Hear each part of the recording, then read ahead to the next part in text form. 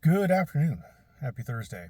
I have three things to talk about. Two things Chile related, and one thing Karen Reed related. And I'm only doing the Karen Reed related thing because someone asked me to and sent the motion, and I said I'd look at it. And I just couldn't bring myself to do a live stream on it. It's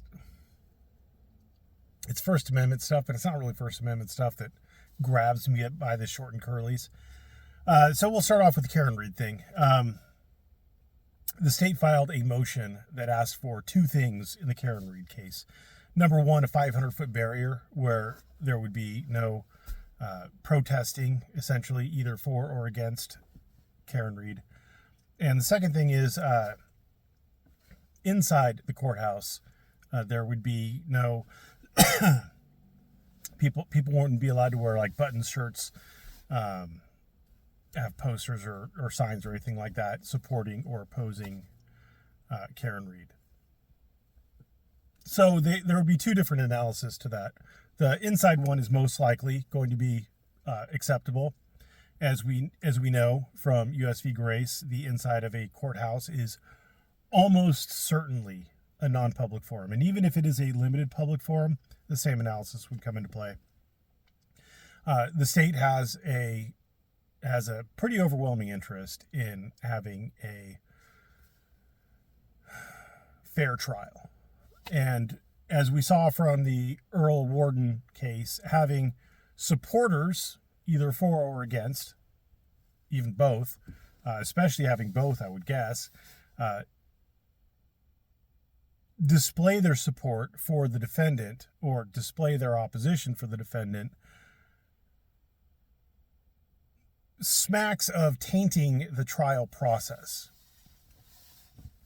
And so there's a very strong reason, a overwhelming reason, in my opinion, for this particular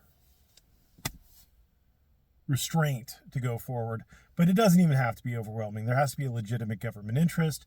The restriction has to be rationally related to achieving that legitimate government interest. It has to be reasonable. And it has to be viewpoint neutral. And since it's for or against, it's viewpoint neutral. I don't see any problem with that. The one establishing the 500-foot buffer zone essentially around the courthouse, that one is going to be a much less likely to succeed portion of the motion. And the big problem with it is it's not content neutral. So they're trying to keep people from protesting either for or against Karen Reed there, which is content. Like they're not trying to keep people from protesting against abortion, I guess, from out of there. But if you're protesting for or against Karen Reed, so they have to read your sign. They have to hear what you're saying. They have to examine the content of your message in order to determine whether or not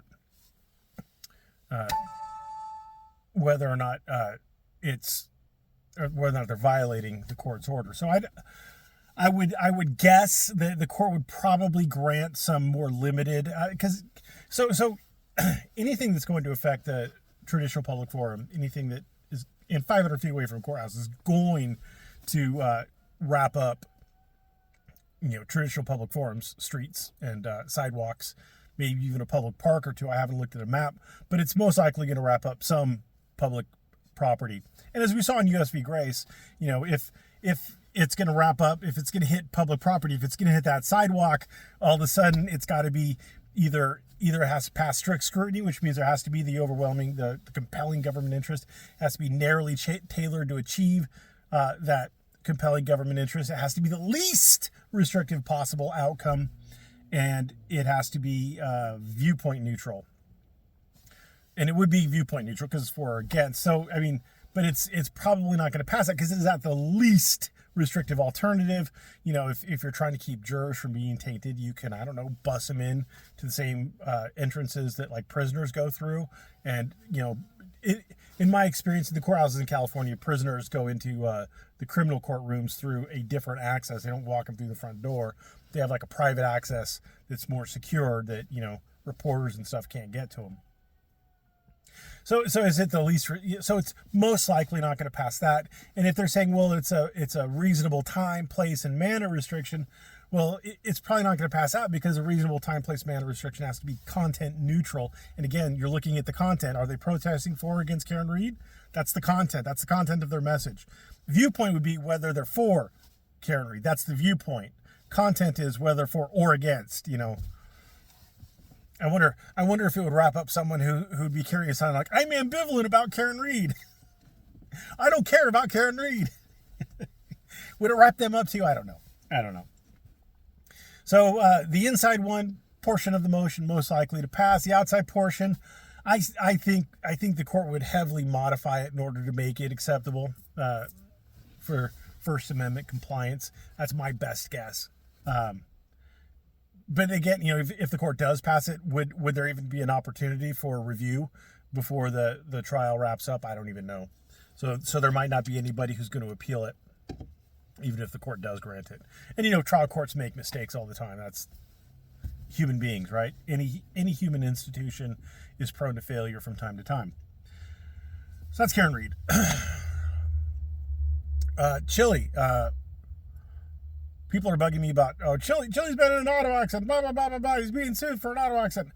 Do not care. It is not going to be interesting. I don't care what the allegations are. It doesn't matter. If it's an auto accident, if it's personal injury, here's what's going to happen. Whoever was insuring that vehicle and Chilli is going to assign an attorney to represent Chilli. That attorney and the insurance company will have the power under their policy to accept an offer because they're the ones paying it. And so they're going to make an offer. At some point in time, they're going to make an offer to settle it. It's going to get settled. I have been involved in a lot of personal injury lawsuits for motor vehicle accidents. I've been involved in a lot of them. I don't remember how many I've been involved in, but I've been involved in a lot of them. And I have never once seen one not settle.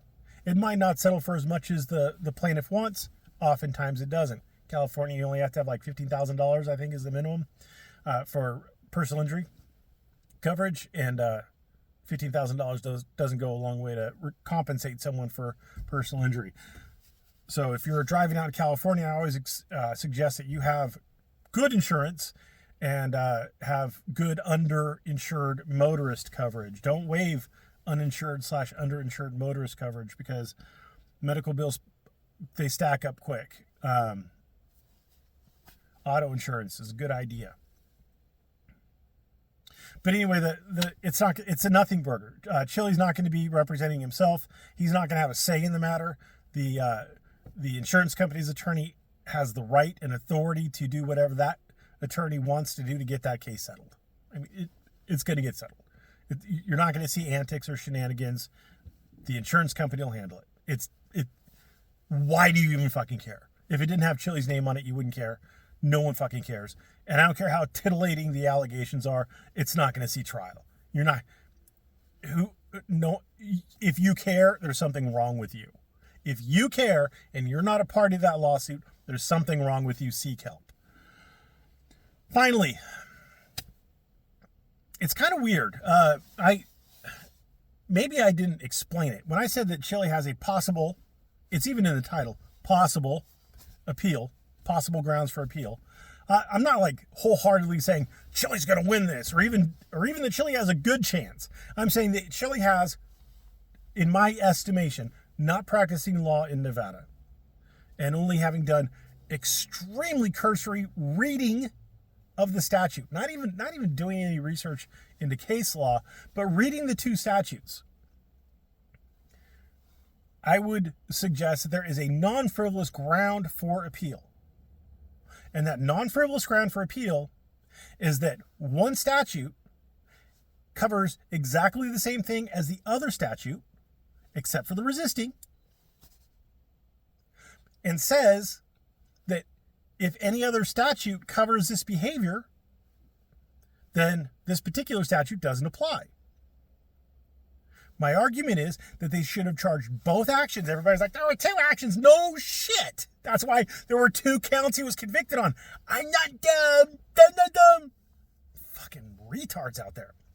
So my My argument for appeal, not having done any research, a Nevada attorney is most likely going to tell me, John, you're dumb and you're wrong. There's a case directly on point or whatever. But my potential, possible, non-frivolous grounds for appeal would be that Chilli was charged under a statute that, by the very language of the statute, precluded him from being charged under it because another statute covered the behavior. Now again, before I get all the Dunning-Krugering in my comment section, I'm not saying that he would win. I'm saying it's a possible, non-frivolous grounds for appeal. Possible, non-frivolous grounds for appeal. Most appeals, if they're successful, don't result in the defendant walking away. Most appeals, like for evidentiary objections and things like that, get the case remanded back to the trial court for further proceedings that are in line with whatever the appeals court determined. So if a defendant makes a motion to suppress evidence and that evidence is denied and the defendant appeals that, the Court of Appeals won't say, defendant, you're free to go. The Court of Appeals will say, we're remanding it back to the trial court to proceed consistent with this ruling. So don't get your panties in a bunch. I'm not saying that Chilli didn't do nothing. I'm saying that he has possible grounds for appeal. Possible. And I know that there were two actions, and I know that one of the two actions was resisting, and that one, absolutely charged under the right one. But for the other one, the one that wasn't resisting, you can make an argument, a non-frivolous argument, that the statute itself precludes him being charged under it because he could have been charged under the resisting, obstruction, delaying statute. You probably didn't understand it, and I don't blame you. But I found it to be interesting, not interesting enough to do any research on, but I found it to be interesting enough to talk about. And I found it interesting enough to try to clarify it. Anyway, thank you for watching. Have a great day.